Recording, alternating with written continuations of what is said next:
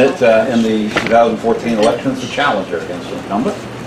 A graduate of Mississippi State University. She is a 24-year resident of Clallam County. Most of those years spent as a business owner, as an architect. And as an architect, she completed more than 250 projects in this county, with about 65% of those being private homes.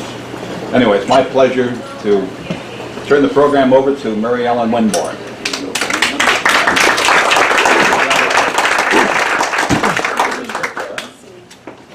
Does that work? Can we go? How about we turn this up or something? Yeah, turn a little bit more here. I think it's, yeah. Yeah, we got our engineer here. Now? Testing? Are you sure it's on? There you go. Yeah, I know. on. There you go. Here. Right now, see if that's on. Just hold it right up to your Oh, mouth. there we There we are. are. There we are. Jen is just going. Okay. All right. Thank you for having me here today. And when John asked me to speak, he asked me to talk about the changes that I've made in the department. And so what I thought I would do is just give you an overview and maybe talk about, kind of integrate the changes in the program. I was going to tell you a little bit about myself, but John has already done that. So I'll go to the next slide. Okay. Okay, so all or most of you know that this is an elected position. And have you ever asked yourself, what does it mean to be an elected official? Well, I had to ask myself that about 2 years ago. And thank goodness the state of Washington has a newly elected official conference. In 4 days, it's all you need to know about being an elected official. However, they didn't have a session for community development directors, but they had sessions for auditors, coroners, treasurers, prosecuting attorneys, and commissioners, but no DCD sessions. So they put me in with the commissioners, which really made a lot of sense because a lot of the questions I get are the same questions that other commissioners in other counties get because so many people are interested in land use, and that's where a lot of conflicts come up. We learned about public process, public records, marijuana, legal guidelines, strategic planning, and my favorite, appearance of fairness, how to stay off the front page of the newspaper. Let's see. I was just doing that. A short order in here. Okay. So most of you know about the Home Rule Charter. That's our county constitution, and in November 2002, it was amended to make the Community Development Director an elected position. And I am the fourth of a 4-year term. So here's the organizational chart of the department, and one of the first changes that I did make in the department was hire a code enforcement officer.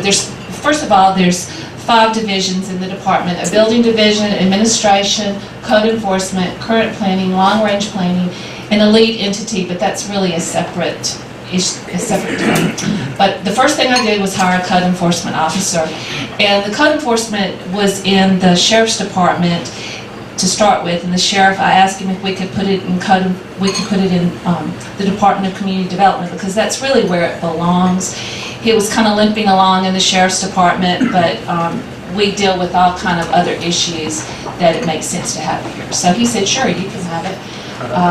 Then the second thing was hiring a building official, fire marshal, which really helped the organizational chart because before the director had 9 people reporting to 1 person, and there's only 22 people in the department. So on the org chart, you see that the public, you're my boss. I've had people say, but really, who is your boss? And I'm like, you're my boss. I mean, you're it. And they're like, no, is Jim Jones your boss? I'm like, no. The commissioners, no. The public, that is who my boss is. That's who I answer to. So let's see. So there's current planning, long-range planning, okay, and then the lead entity. The lead entity, even though that the planner is in DCD, really it's a planner coordinator. Really, there's a technical team and a policy team that actually direct what she does. She's just there for personnel issues.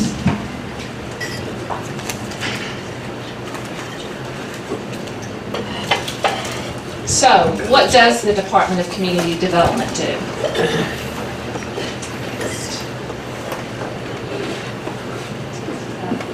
A lot.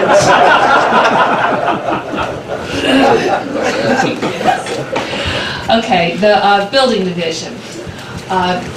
One of the plans that I made first off was building permits. People were putting building permits in, and they were putting them in incomplete, and they were asking us to be responsible for getting the permits out on time. Well, if you don't have all the information available, you can't do a good plan review, and the plans examiners were getting the packets and they weren't complete, and so they were just stacking up. So it really wasn't getting anybody in line for anything. It was just holding up progress. So the building department and the building division, we're responsible for building permits, plans inspections, addressing building official duties, and fire marshal duties. And the fire marshal sets the burn ban as well. So next. Current planning. Land use issues, zoning issues, development permits, site placement, critical area permits, FEMA regulations, and short plats, and also conditional use permits, just to name a few things. The list goes on. Okay, next. Long-range planning. Clallam County, this is a map of Clallam County, our long-range planning map. We have the Sequim Dungeness area, the Port Angeles area, the Strait View area, and the Western Region planning area. And this is a map of our shoreline master plan to show the jurisdiction of the shoreline master plan. And imagine this being the Strait of Juan de Fuca up here. So all the shoreline along the Strait of Juan de Fuca is part of the jurisdiction. All the rivers and streams over 20 CFM, all the associated wetlands with all those rivers and streams, along with Lake Pleasant and Lake Sutherland, but not Lake Pleasant because that's in the national park. And then another change that happened when I was in office is the marijuana ordinance. It took 8 months to get the ordinance passed. That's another thing I've had to learn. It takes a long time to get things done in government. Everything in black, marijuana is allowed at some capacity, whether it's processing, producing, or retail. Everything in white, it's not allowed. And then there are a few areas that are gray that you can't see on the slide. Marijuana is allowed with a conditional use permit process. That would be in the ag-retention zone. You have to have over 15 acres and some development standards, and then it'd still go through a conditional use permit process. This was a very contentious ordeal, but now it's very peaceful, and it's very predictable. The people come in, they know what they can do and what they can't do, and there's just no more conflict over it. So it's worked out really well. Another thing that long-range planning does is some really long-term, long-lasting projects. This is the Dungeness River. There's a river levee setback project. This is the levee that's going to be moved. This is Three Crabs area right here. So this levee is going to be moved over in this area. So 110 acres of floodplain is going to be restored right in this area here. So, next. Code enforcement. Barb McFall, she came to us from the city of Port Angeles. She was a sergeant there for 16 years, and she's been learning all about land use, junk vehicles, critical areas, buffers, open sewage, and building without permits. So, next. So this is a build without permit. The person thought that they were building a 400 square foot exempt building, but buildings that are going to be that someone's going to live in, they do have to be built to code. And if you look at this building, there's no header above the window. What are you looking at me for?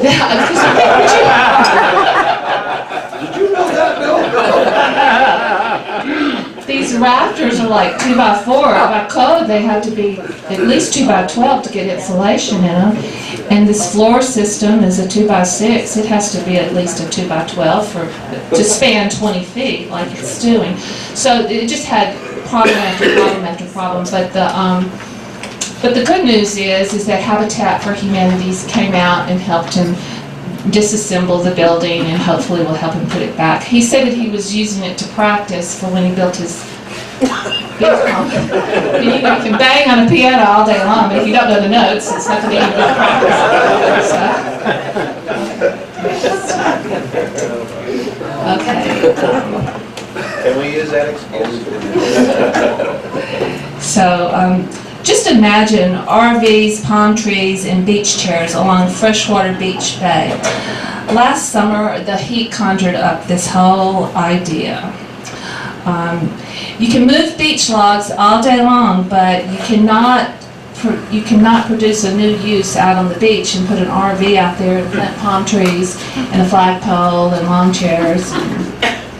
Yeah, that's what someone thought they could do. Really? Yes, we're still working on this. We're almost done. Like I said, it takes a long time. It takes about 7 or 8 months to get something like this resolved.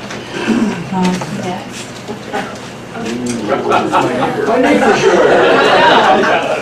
Well, you may say, shouldn't people be able to do what they want to on their own property? Well, yes and no. If there's open sewage, that's a public health problem. And if there's solid waste, that's a public health problem. And if it's next to a stream or a creek, which this one is, that's a health water problem. And obviously, it's an aesthetic problem. So Barb has been working with these owners to try to get this cleaned up and get some junk vehicles off the property. And you know, she has to come at them with a work plan and just to make sure a little bit's done all the time, because we always try to get voluntary compliance. And the road department has been really helpful. They have some waivers to remove garbage and put it in the Blue Mountain transfer station, so that's been real helpful. So she's just been really good at getting a lot of different people to do different things to come together to help some of these problems. Okay, so next. So this is another thing of how community agency and government collaboration come together. Community development is so far-reaching, and we have a marine resource component to community development. There's the MRC, the Clallam County MRC. There's a $75,000 grant that houses this committee. It's 8 members. And then there's the North Pacific Coast Marine Resource Committee. It's out on the west end, and we have a county representative that represents us there, and also Jefferson County is involved in that one too. So we combine our resources. So next. Then we have salmon restoration. There's a lead entity that looks at this is on the west end. This represents the RIA 20, the Water Resource Inventory area, which is out on the west end, and they have all types of salmon restoration projects out there. And you have these LEG and this TRG committee that they grade the projects to see which ones will get the funding. And the funding comes from the West Coast Sustainable Salmon Partnership. Then housed in Clallam County, when I showed you over on the organizational chart, is the North Olympic Peninsula lead entity. Maybe you've heard of NOPL. And that's where a lot of other projects are graded and decided on what that one project, the Dungeness River project, the levee setback, that was funded through NOPL, which was funded through the Puget Sound Acquisition and Restoration PSAR organization.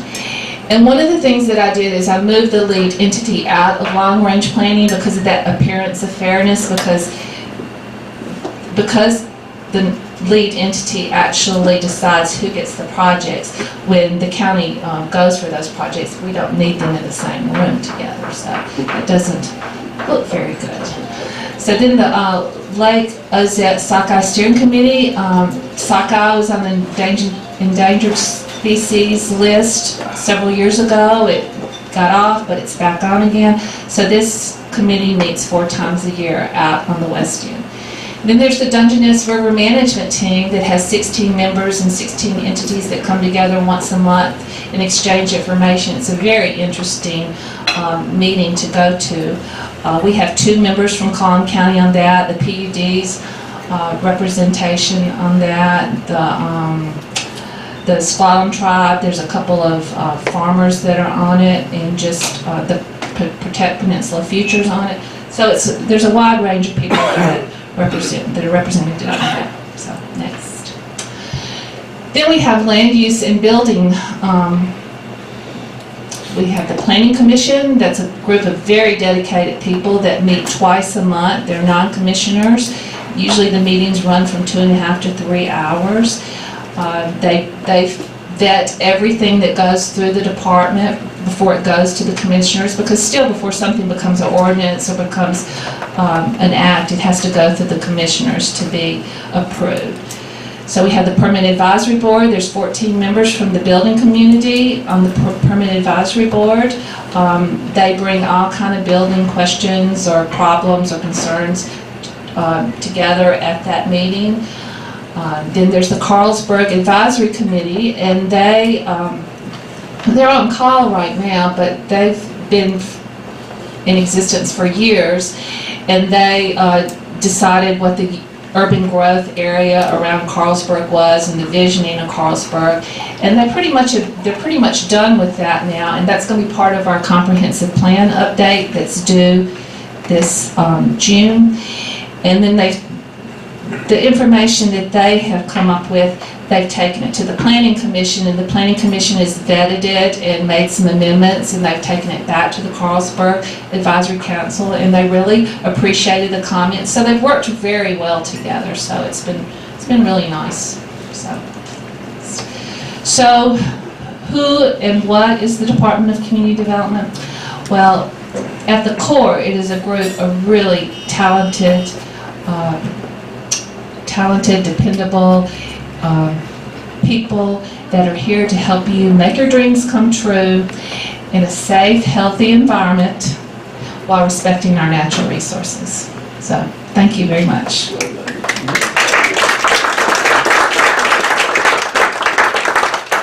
Thank you very much.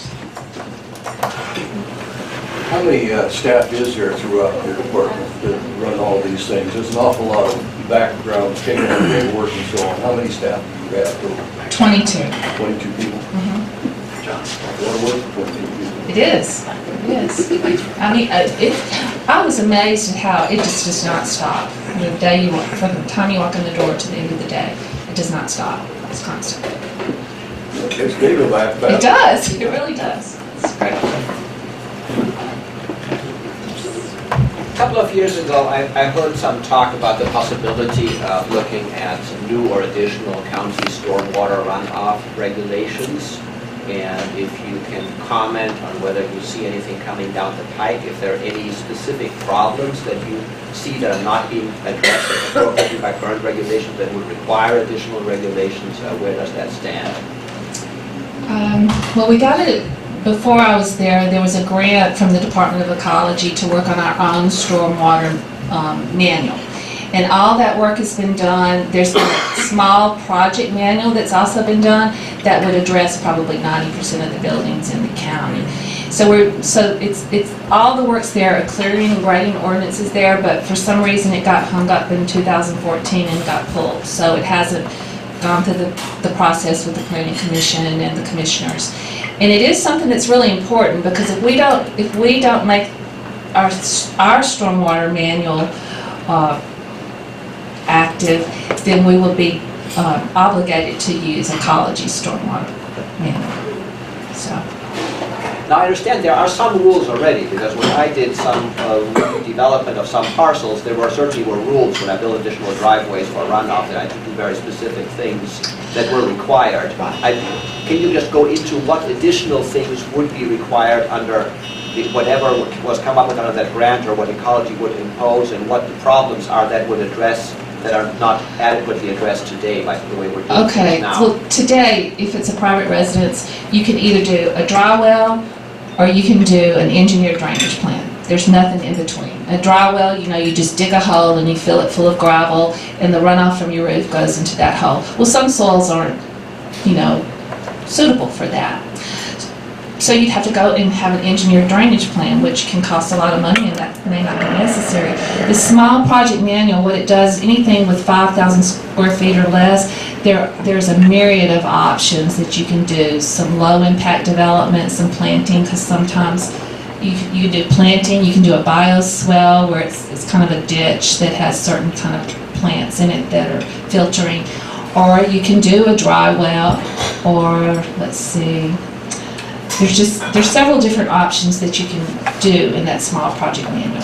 So that's going to be really helpful because it's going to actually work instead of, and you can do it. You can go through the manual and you can decide what kind of plants you want to use. You can decide how you want to treat that runoff.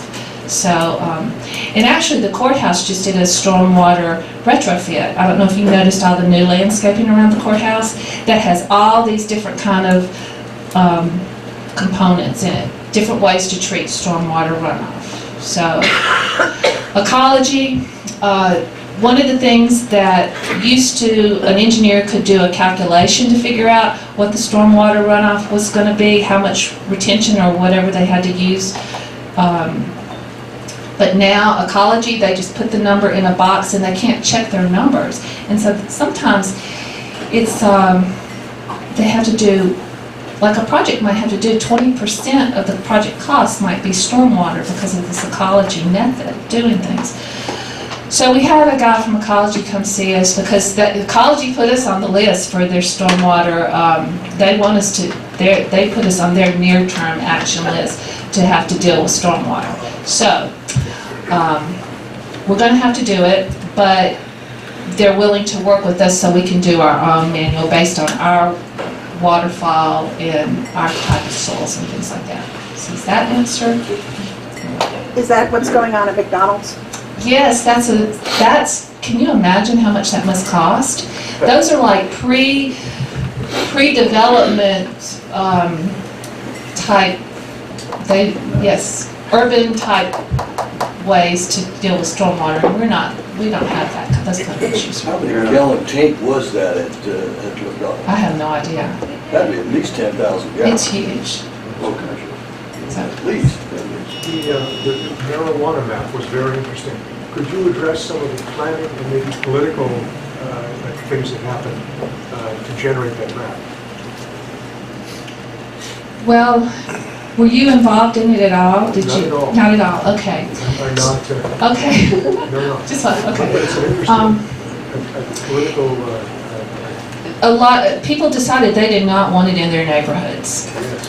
So everything that was in white was mostly in the Squim area and some of Port Angeles area and some of the neighborhoods. So residential neighborhoods, residential zones were taken out of, any place where you can do the processing or the production or the retail. So residential was out. And then all the industrial and commercial, it was allowed. But then this ag retention zone, because people say, well, is it agriculture, is it not? The farmers should be able to make some extra money. That's what one of the commissioners wanted that year, so he asked us to go to the Ag Commission and talk to them, and they would like to have it at some capacity. So we went back to the Planning Commission with that idea, and the Planning Commission vetted it. And it was not, a couple of the planning commissioners walked out because they were not happy with the way things were going. But then we all got together on the same page again and figured it out, and that's why it's the only conditional use permit that there is, because that gives every area, even because some of these ag zones are in residential areas, so it gives those people the way to comment on what's going on in their neighborhoods. So. There's some discussion going on through the Soil Conservation Service and SQUIM and et cetera about creating a reservoir Yes. up to Dungeness. Yes. Yep, to be figured out exactly what's happening? Are you or your department involved at all in that process? We would be permitting the process, so I've been to some of the meetings on it. It'd be like 88 acres Yeah, of, it's going to be a fairly large very large. reservoir lake there. Is it possible to get the information into the equation to make that a community-type lake with swimming, fishing, all of the recreational activities that people would like to do on an area like that, and get that into the equation if that goes forward? Yes, that's been talked about quite a bit. And maybe even a low-impact development neighborhood, low water use. That'll really help with stormwater management in the swim area too. So it can do quite a bit of things. Recharge the aquifer, irrigate. Very good. Can you talk a little bit about your code enforcement effort and what areas you decide to focus on and what triggers various actions? And in particular, might you mention something about the Meals Initiative? Code enforcement hasn't been in DCD for 4 years, and so when we brought it back into DCD, we decided there was such a backlog that all we've done this past year is just taken complaints. So we've gone out and addressed complaints. And that gave Barb the opportunity to learn all the different aspects of code enforcement. As far as Gales Edition goes, I mean, we really haven't gotten any complaints from there. There is way more out there than I ever thought there was, really, to deal with. The one thing that I'd like to get on board to deal with is our Highway 101 corridor. There's some issues on that corridor. And that would benefit everybody. Everybody would see some results from that. So we're going to start to focus on that. Does it take a complaint to initiate action? Yes, pretty much, yes. Is that online? Yes, there is an application online, but you can call. It can be anonymous. So. I own some property on the highway. And septic, the sewer system was supposed to be on the south side. Apparently something happened and they went down by Safeway instead. My property is about $125,000 to $150,000 away from the sewer system. I have to pay for it if I want it on my property. I have to go up from Pioneer Street up to my property, which borders the school property and all that. Is there any plans of ever putting the sewer system on the south side of the highway? No. You're talking about the So I've Carlsberg? been, you know what? Monroe Road. Because it was supposed to come across Monroe Road on the south side. That's the plan. And the cemetery. Well, the reason that I'm saying no is because I know down by the, and so I don't think that they'd go across the road and go back up again, but I know that they'd have to go under the road at Taylor Cutoff Road. Is that what you're talking about? No. Where's Monroe. Wait, By oh, the- you're talking about here, this, okay. Yeah, right Oh, here, not the, by the city. yeah, that's a city. That's a city. I don't know anything about that. It's still county. It's the city sewer and it's the city, I just don't know anything about it. I'm sorry, I can find out. Yeah, it's still county. Right. Actually, we don't You cater don't, to the city. so you don't pay this, you don't, what? I don't, I no, just- I don't answer to the city at all. Okay, That's why I moved out of the city to the Okay. county. okay, well, I'll look Enough into that. regulations, I don't know anything about it, I'm the county sorry. has regulations, and then the city put more on top. Well, I built my property and everything on outside of the county. I mean, outside the city. And I paid for the property. Because buy property on the outside of the city and still be on the highway, you pay for it yearly. Okay, And I was promised, we were promised that we'd have a sewer system on that side. Cutler changed his mind there somewhere. I think it was dollar signs, but I can't prove that. But And that's that, what I think it is. But there's no plans. not that I know of. So, but I'll look into that because I You really, talk to the commissioners, huh? They probably don't have any plans neither. Nobody has any plans. I have a friend that has a backhoe, Stanley. I'm not really clear on Well, whose it jurisdiction costs over it is. $100,000 to go under a highway. $125,000 back. Wow. And I got a few acres there I would like to have sewer on it. Right now I got a total of 5 septics. And if you guys are gonna permit this, or somebody's gonna start making me pay permits, I mean, checks and all that, Well, let me I look better into go it. back to work, huh? Time to come out of retirement, Stan. Yeah. Okay. It's awful. Okay. Questions? Yes. Oh, wait. So, many of you may know that Jim Jones has been the county's sitting board member on the Chamber of Commerce Board for about 14 years, I think.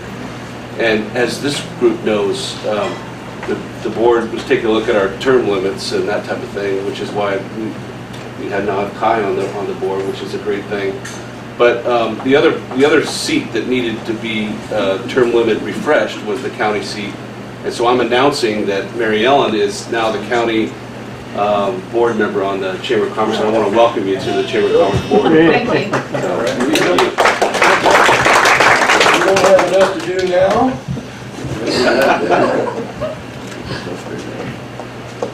Looks like you have, as far as ecology mandates go, you have on your plate, obviously, the shoreline master plan, and you will have on your plate soon, sort of is there already, the stormwater runoff. Are there any other ecology mandates that you think are out there coming down the pike that you expect for the remainder of your term you're going to have to deal with in some fashion, and what would those be?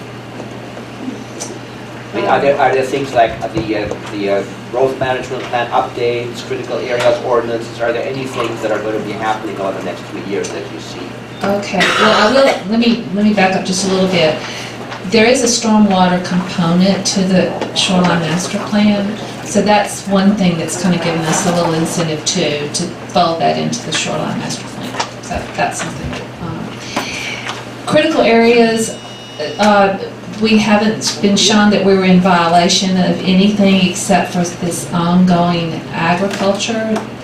Some of the farmers have been farming really close to some of the streams, and they're encroaching in the buffers, and that's okay as long as they don't encroach more. So that's the only critical areas issue that has come up, and that came to us from the Protect Peninsula Futures. That was a lawsuit that came to us.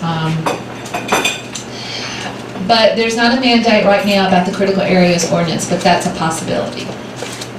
But I would prefer not to open that up myself, because I think our critical area ordinance is fine as long as we implement it the way it's supposed to be implemented, and as long as we do code enforcement. I mean, code enforcement to me is what's holding the whole department together, because you know, we can make rules and tell you have to do things all day long, but if you don't do them, what good does that do?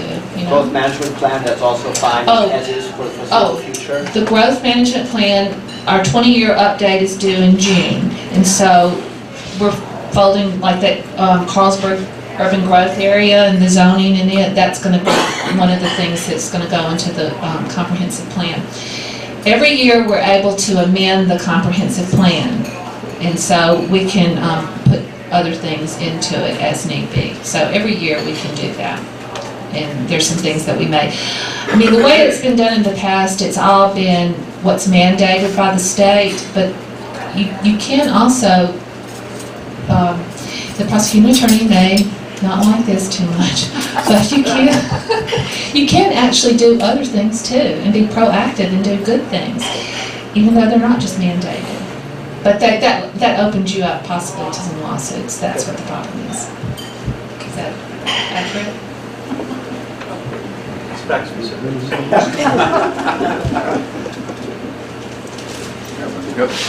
Good questions. What's your vision? You know, you talked of, you've got into the job with a specific vision, I think, for it. How do you feel now? It's almost 2 years now into the job. I feel good about it. The planning manager, he says, well, if it's not broken, you don't have to fix it. Well, I don't necessarily think that it's broken, but I think that it's got a rusty paint job, and it's the rear view mirror is missing, and maybe there's maybe a door or some hubcaps gone. I mean, I just think tidying up and housekeeping is all that we really need to do. And just focus on things and be honest and say this is an issue and we have to deal with it, and just kind of go through things. So just to tidy it up and pull it all together at the same time. That's what an architect likes to do. They like to pull everything together at the same time. So. You're happy to be in the job? Yes, I am. Like I told you, there was only one day I didn't want to go back. That's right. Why don't you explain what that one day was? I don't even remember what it was. I thought, I just don't want to go back. But I did. Any other questions? Steve, do you have something? Just a quick question. Who are the major collaborators? Both the people, the citizens, but you're also part, you deal with lots of governments presumably, and other community organizations and maybe state organizations. Can you talk just a little bit about collaboration? Well, some of the committees, that's one of the ways that we collaborate, if you picked up on that, on the slides. And then whenever there's an opportunity to do so, I mean, one of the things about the Carlsberg UGA area is there's a lot of property there that isn't being served right now with water.